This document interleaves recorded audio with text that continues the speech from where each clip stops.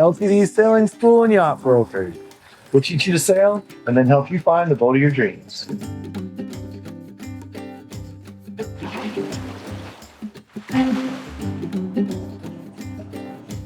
LTD Sailing, living the dream. Hi, I'm Chris. I'm Crystal. And we're here with LTD Sailing School and Yacht Brokerage, representing the multi-hull company here in Grenada, Port Louis Marina, which really is a great marina here in Grenada. It's probably the premier. Yeah, it's the premier marina in Grenada. In Grenada, yeah. This is where we keep our J80s, just down the dock. Just down the dock there. So yeah, it's a beautiful spot that this boat's located at, hanging out here. And what boat are we on? We're on a 2012 Leopard 39. It's got 3 cabins and 2 heads. So it's the owner's version. It's 39 feet. So most people that are looking for boats are probably familiar with the Leopard 39. And this boat's never been in. Used to be, I mean, you were just about to say it, but yeah. These boats used to be used in the Sunsail moorings fleet. Mm-hmm. These were actually in the moorings fleet because they were always the owner's version. Mm-hmm. 39s were always the owner's version. They usually had the 38s or the 384s that were the 4-cabin version they used in Sunsail. Mm-hmm. And then they had the 39s in the moorings fleet. Yeah, I don't even think you could buy a boat out of I didn't think Leopard. You could buy any without them having first gone through the moorings fleet. But this boat was actually originally owned by a South African owner. And they actually bought it direct from Leopard, and it's never been in charter. Yeah, and they hung out in South Africa for quite a while. This boat's only had 3 owners, and the last 2 owners have only owned it for 2 years. So the owner before that, he was in South Africa, and then the second owner brought it over and came down to Grenada, and they were cruising up and down the Caribbean chain. Great boat for cruising up and down the Caribbean. It's not a huge boat. Maybe you don't want to cross an ocean in it. Some people obviously do. Yeah. But a great boat for cruising up and down the islands. Mm-hmm. Yeah. Yeah, the people that owned it before were the Globals, and they have a YouTube channel called Globals Go Global. And it goes through their whole life on this boat. And so, if you guys want to check that out, it's 52 episodes. Okay. Seems like a lot, but, Have you checked them out? I did. I looked at them briefly. Yeah. They seem okay. They're about 20 minutes, 25 minutes long. And they talk about, like, all the little islands that they go to. So. Places they visit and stuff like that. What's your impression of this boat? So when I was talking to Daryl, the owner, and I asked him, like, why did you buy this boat? He's like, I looked for a really long time for a boat that didn't need anything. So when they bought the boat, the people that owned it, when they first bought it, they overhauled everything on it. I mean, I've got this whole list of stuff here: a new Genoa, mainsail, Jiniker, Victron lithium batteries, solar arch, wind generators. And we're going around the boat, and Chris was looking at stuff, and I was like, oh, did you install that? He's like, nope. He's like, I didn't install anything except these windows here.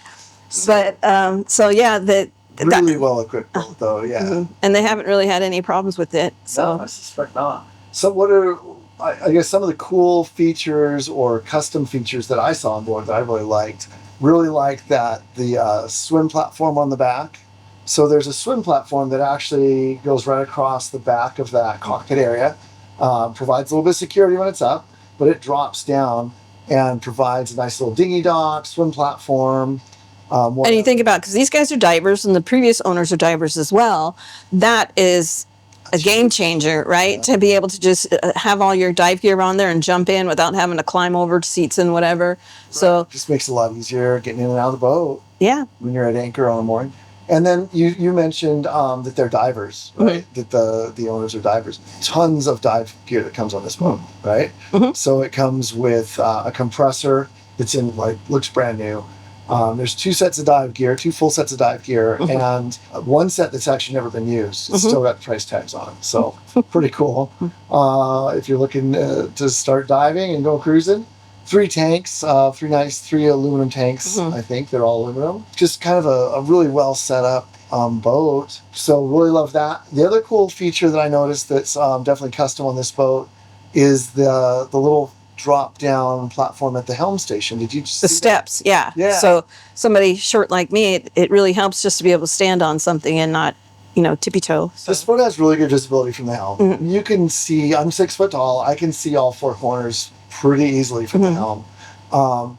But if you're a little bit shorter, like Crystal, that little platform drops down and it just gives you another extra, I don't know, 8 inches, something like that. So you can still see all 4 corners. Plus the comfort, your feet aren't dangling. Yeah. So really nice setup there. Nice cockpit cushions, beautiful dinghy. The tender is from 2022. I think the engine and the tender itself, I think it's an 11.5 foot, something like that. It's dang near 12 foot. It's a Highfield aluminum bottom with a double floor, rib. It's got the covers on it. It's got the little anchor locker. They still have the seats in there, which have cup holders. It's very nice. I didn't know that feature existed, did you? I threw all those seats away before you got to see them.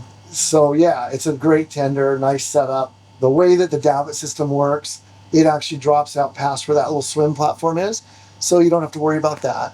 That swim platform, I was looking at it, it's substantial. All that stuff back there is pretty substantial. Yeah.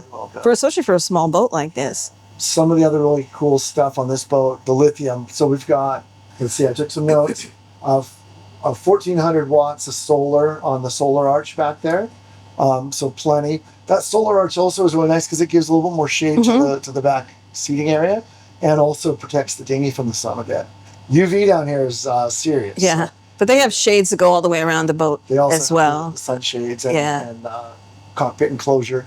It's so many boats now, great solar setups. This has the wind on it too. So it's got 2 D400 wind generators on the back. Yeah, when I looked at the listing, I was like, well, where's the wind generators? And he's like, they're right there and they're working. They were so quiet. I was shocked to see that. These are like I don't know if they're 5 or 6 blades. They're 5 or 6 blade units.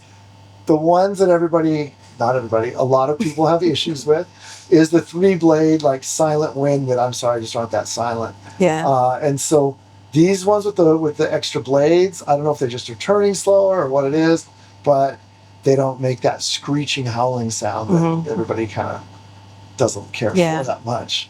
So yeah, so that's a nice feature on there. At the Helm station, they had 3 or 4 or 5 buttons on the floor. Yeah. And I asked them, what are all these buttons for?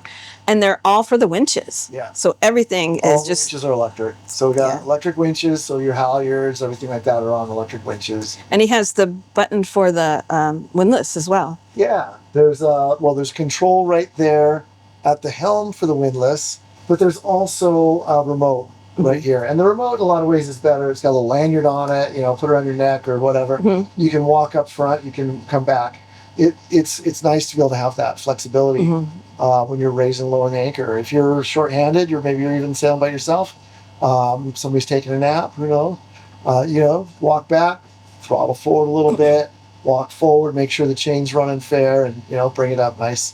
Just makes it more convenient, for sure. He's got a lot of fancy little things on here. He was talking about the AC, was it Easy Start? Yeah. That they can view from his phone. He was showing me on his phone what it can do. And let's just kind of follow that in a little bit, a logical progression. So we got the solar, we got 1,400 watts of solar. We got 2 of those D400s for charging like at night, overnight, whatever. And those are all charging up 800 amp hours of lithium. So we've got, and not just Chinese knockoff lithium, we've got 4, what are they? They're 4 200 800 amp hour Victron lithium ion phosphate super pack batteries. So they're the Victron units, not cheap.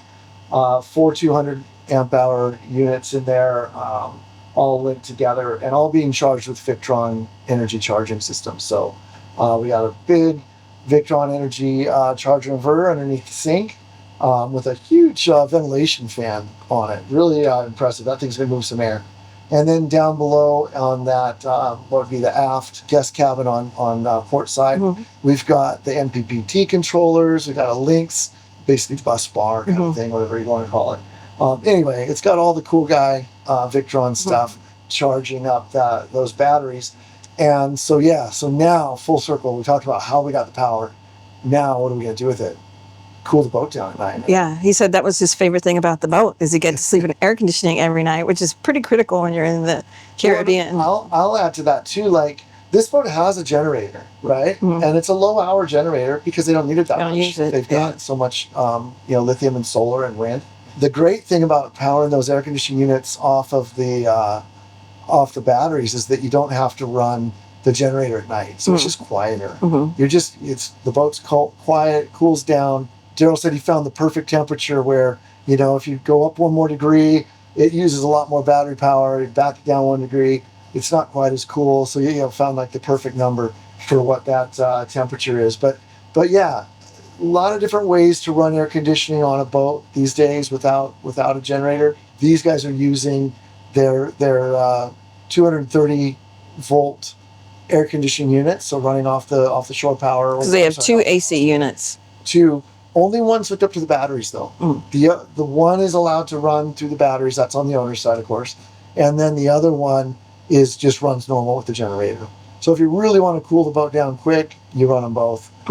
If you're not so worried about it, you just want to keep the boat cool and comfortable, especially sleeping at night, you just run the one. Both of them have soft start units on it. Explain that soft start unit. So the way a traditional air conditioner works, when you first turn it on, it uses a lot of power. Just turning all the compressors and everything like that, the water pumps, everything, it hits the power system with a huge load. And the batteries can't put out enough energy to support that initial load. They've got plenty of power to run the thing all night long, but they don't have enough just to turn it on. And so what the soft start does is when you first turn on the air conditioner, it just comes on gradually. So it runs up the compressor gradually. It runs up the water circulation pump, the feed pumps gradually. So that takes less hit on the battery, so it comes on. So would that affect the life of your batteries then, if you had that huge dump every time you turn on the AC unit? Well, no, it wouldn't probably hurt them too bad. It just wouldn't run your air conditioners. What it would do is it would just stop. So with the soft that would be annoying. That would just defeat the whole purpose. So yeah, by running the soft starts, it allows the system to run without worrying about that initial hard hit on the. Other nice features on this boat, the sails were all replaced in 2022. So jib and Genoa and mainsail were replaced in 2022. There's also a Gennaker, or kind of a Screecher Coke Zero type sail. He said, Daryl told us that's been used like twice. So basically as new condition. Going up and down the chain, we always talk about how it's beam reaching up and down, but the reality is the wind is usually a little bit further north or a little bit further south than you want it when you're going up or down. And so the idea of being able to get that wind behind you and really run with like a downwind sail, it doesn't happen as often as we'd like. Yeah, it would take you off. Yeah, you don't want to go downwind if you can avoid it. You got to get back up somehow. So yeah, the generator, it's a Northern Lights unit, and it's up forward up on this side right behind us here, and I think it's a 5.5 kilowatt generator. What Daryl told us is, in the morning, or actually in the evening before he goes to bed, wanting to run that air conditioner all night, he'll fire up the generator, run it for an hour or two, just to make sure the batteries are at 100% before he goes to bed. Because in the morning when he wakes up, they're going to be down to 60%, something like that. If it's really windy night, those wind generators, they might keep it up a little bit higher, but you don't want to end up taking those batteries down too far, because you're going to have to charge them back up in the morning. And ideally, we'd rather let the solar do that. Yeah. So because solar's more powerful. Yeah, well, you don't have to be burning diesel. So yeah, if you're just hanging out at Anchorage, enjoying where you're at, it's nice just to be able to let the sun come up, charge your batteries. We don't usually have a problem with cloudy days down here. So. Not too many. Not too many. We had one the other day, but it was isolated incident. All 3 engines just had a major service done. I love these blinds, by the way. It's a great idea. Just like driving. Yeah, they really keep the heat out. They keep the heat out, and it's just nice. They look good aesthetically, and they work really well. So he just did oil, filters, impellers, belts, all that stuff. So both engines plus the generator. So they're all good. Low engine hours, both engines are under 1,500 hours for a boat that's this age, and that's super low. Goes to show Never been in charter. Yeah, and that one thing he had talked about, because I was like, well, why is it low engine hours? Does he just sit on the dock all the time? He's like, no, he put up his sails. And I was like, I love to hear that they actually go sailing. Imagine. Sailing, Yeah. a sailboat. Everybody wants to have the hybrid, whatever, electro drive. But let's think about it. These boats are all hybrid, right? Turn the engine off, put the sails up. You don't got to burn any diesel at all. So. He talked about the standing rigging. Standing rigging was done in 2022 also. 2022, because he was looking at the other boats that are advertised, and they have the original rigging. A lot of this, if you're looking at other, Leopard 39s or similar vintage boats, a lot of times, they're still going to have original rigging, original sails, just haven't been upgraded or maintained the way this boat is. Yeah, because you think about, because he was talking about the insurance implications, like he couldn't even get insurance unless the rigging was within a certain That's a little extreme. I've heard of it happening. I've seen it happen a few times. But generally, what happens is the insurance company will say, that rigging is over X number of years old. You need to get it inspected by a rigger. And if the rigger, occasionally I've seen it where the rigger has come back and said, hey, the rigging is fine. Let's just go ahead and inspect it again next year and keep an eye on it. Or maybe let's replace this little thing or that little thing. Not a full rigging replacement. I can say that, but at 10 years, the standing rigging on a catamaran you're going to have to replace it at some time in the fairly near future. You might get a few more years out of it with that, positive rigging inspection, but its days are numbered, say that. Because how much would it take to replace the rigging on something like this? Depends on where you do it and what materials you use, everything. But let's say it's going to be between 10 and 15,000 US to get the standing rigging replaced on this boat. Good quality wire rope and swages and a rigger that knows what they're doing. You're going to get to that number pretty quick. And then sails is the other one. So many boats I see where it's like, oh yeah, they got a couple more seasons in them.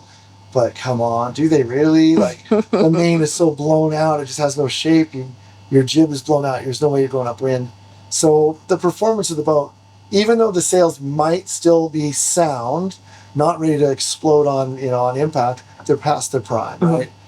Definitely have to take that into consideration when you're comparing apples to apples. And, let's be real about what this boat is. It's a production catamaran. It's not going upwind at anywhere even close to 45 degrees to the apparent. Everything we do to hamper that, if we've got blown out sails and we've got dirty bottom and we got, all these things add up to just make it worse. Yeah.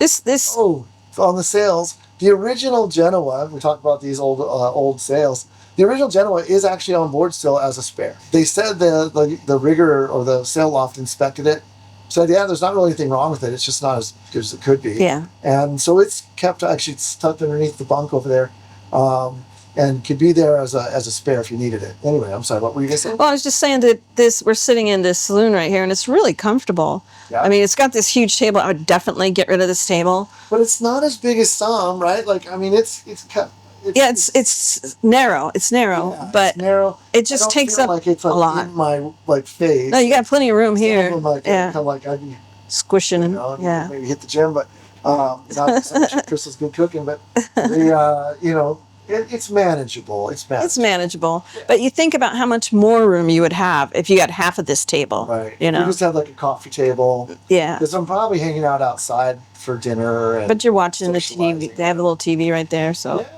We got actually flat panel TV. It's huge. For the size of the boat, it's as far as where we're sitting and everything, it's perfect. Extensive spares.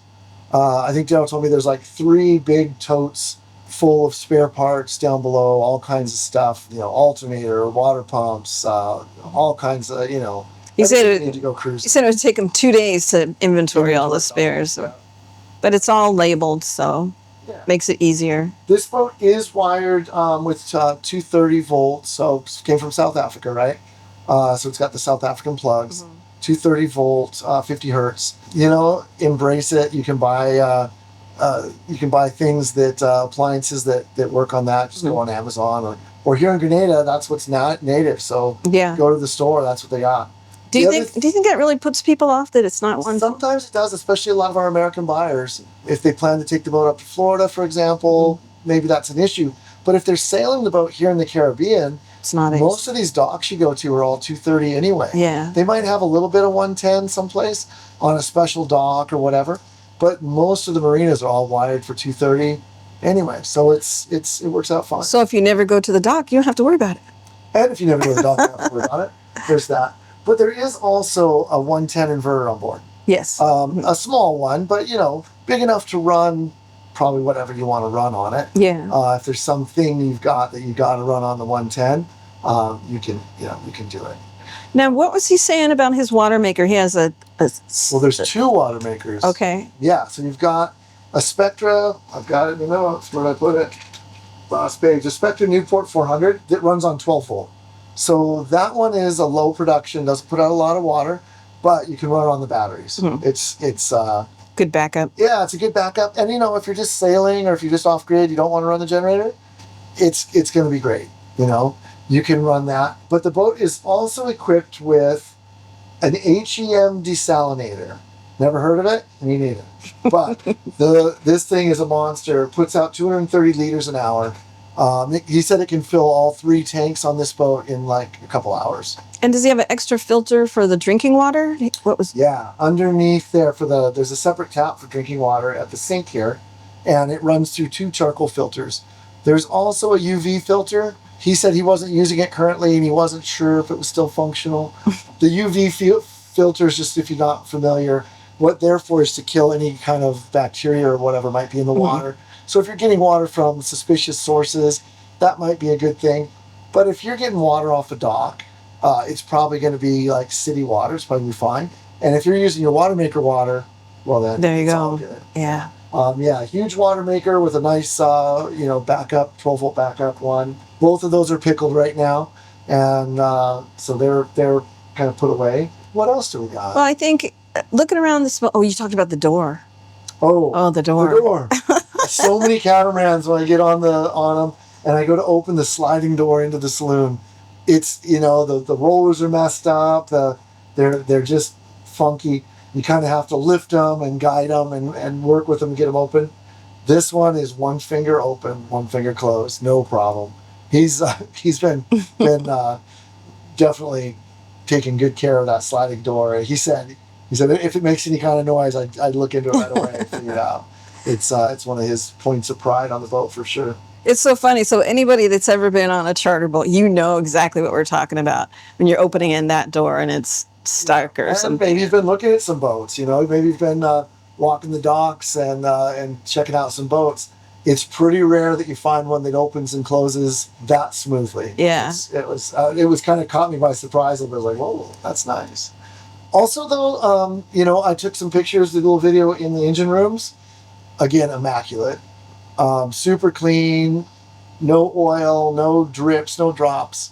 Everything looked great. Really well cared for. Yeah. I mean, you look around this boat and the wood is in such good condition. It's never been chartered. It hasn't been abused. It's dings in the floor. No. Rubbed bare spots on the woodwork where people have just been grabbing it. Yeah, the woodwork looks really, really nice. So, Crystal, what is your favorite feature of the boat? I like sitting here. I like this is really comfortable.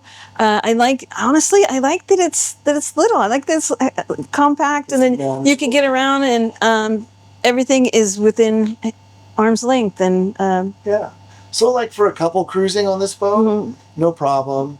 Friends once in a while, or maybe like a kid, 1 or 2. You've got the 2 guest cabins on the other side that are and. The head on that side, did you look down there? Yeah. It's really reasonable size. It has a dry head. You still do have to take the shower head from the sink, but it has a separate shower area. Yeah. So having that one head on this side rather than 2 heads for each cabin, it really makes those rooms bigger. It makes the rooms bigger, and it makes it so you can have one decent sized head instead of 2 little tiny, way too small heads. So yeah, it's a good compromise boat. And, I'm sure probably a lot of you guys are here seeing this video because you clicked the link from the listing. So you already know this boat is priced very competitively. It is not priced to sit on the market. Shocking. Reach out to me if you're interested in this boat. I honestly think this boat's going to go fast. If it doesn't, I'll be surprised. Yeah. So they've been on this boat for 2 years, and they've cruised it, and now they're moving on to other things. They've got some family that they're gonna. The grandbabies always come into play. Yeah, and so he loves the boat. He really doesn't want to give up the boat, but you got to make sacrifices when it comes to your family. You know. Yeah. Well, that's it. He said that his family wouldn't come down here. He's offered airplane tickets and everything, but We know all about that. yeah, it's kind of a fact of life. Our oldest granddaughter texted me the other day and said she was going to take me up on coming down and going sailing. Yes. So we're pretty stoked about that. Well, anything else we should talk about? I think we've pretty much covered it. Pretty good. This boat is just super well kitted out, really well thought out. Cold storage, you got the 2 drawers, fridge, freezer, and plus you've got the Dometic fixtures outside. He said that he likes that one better, the Dometic outside. It works so good and you're so Yeah. efficient. Yeah. So, but if you guys have any other questions, feel free to ask us. If you need to see something or if you want a video, give us a call and we'll walk you through it. If we miss anything or you're like, Chris didn't show us nothing, drop me an email. I'm so happy just to do a private showing of this boat with you. Either if you're here in person, of course, but I can do it live video and we can walk around this boat together. Are they hauling out? This boat just hauled out. There's a good point. Just hauled out. It was out for about 2 weeks. So fresh bottom paint. He did a fresh coat of bottom paint. He's serviced all the zincs, serviced all the through hulls. So this boat's going to be back in the water. It's going to be sitting right here in Port Louis Marina. Port Louis, one of the best marinas in Grenada. We wish they looked like this. Anyway, that's another No, yeah. So Port Louis is right here, straight down the road from our house. We can walk the dogs down here and show you the boat anytime. So come down to Grenada and check this boat out. All right. Thanks for staying. Thanks for watching the video. Thank you. Bye.